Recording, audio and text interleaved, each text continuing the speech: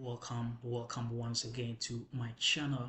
In today's tutorial, we're going to look at 3 ways to prevent customer objections and close more sales deals. Very often we end up rather overcoming objections. In this video, I'm going to show you how to prevent objections. First of all, we're going to talk about the first strategy, which is the hyper qualification, which helps to eliminate unqualified leads from the start. Ensure that the lead is actually a fit for your product, right? So that you don't end up becoming so salesy, using pushy sales strategies to the wrong lead. This may also lead to budget issues and other factors that may affect your business. This is what you should do. Implement a rigorous need assessment framework. Right. Find out using questions to uncover budget limits and who is the decider. You can use a tool like the BANT, which I talked about in my previous videos. You can check out for the BANT framework in a video or one of my videos on this channel. So budget, authority, need, and timeline, that is the BANT.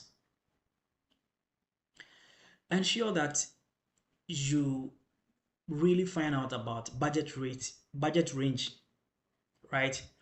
Who else weighs in on buys like this and when they need the product or they need the services. Now, if you are able to do this particular qualification, now it is important to also disqualify respectfully. Don't let it sound like it has been a rejection. So you approach the prospect, you qualify, and then now you disqualify respectfully. You respect their day when you frame your disqualifying as some kind of a help, right? This will enable you to, as a matter of fact, prevent objections in future. It's always good to leave doors open for the future. The thing to do is to align value proposition with the prospect's stated pain point.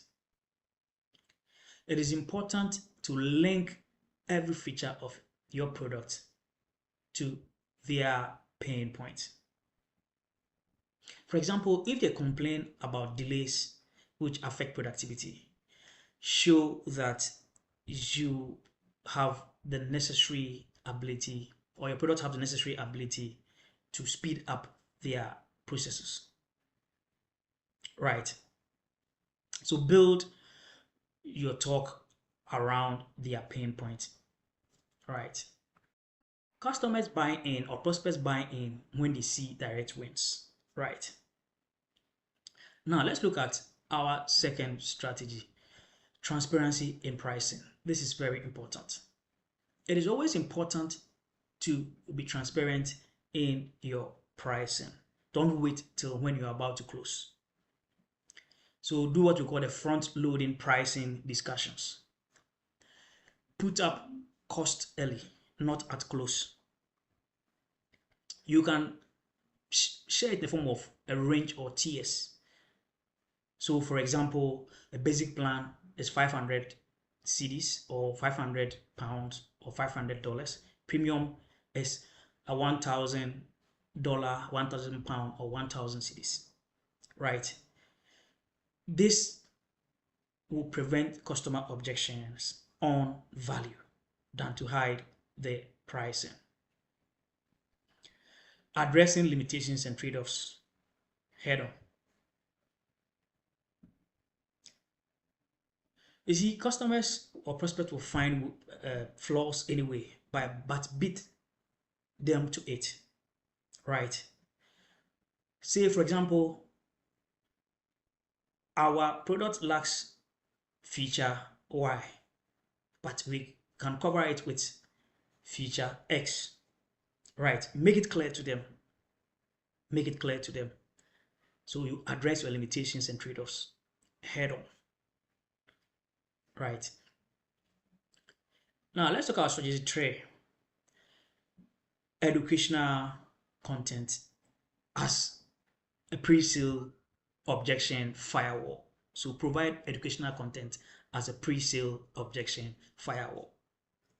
Give buyers some kind of information, valuable information, before you meet them for the second time. It's a game changer, and it then shifts from being just a seller to an information provider and as well as a teacher. So create targeted objection specific content asset.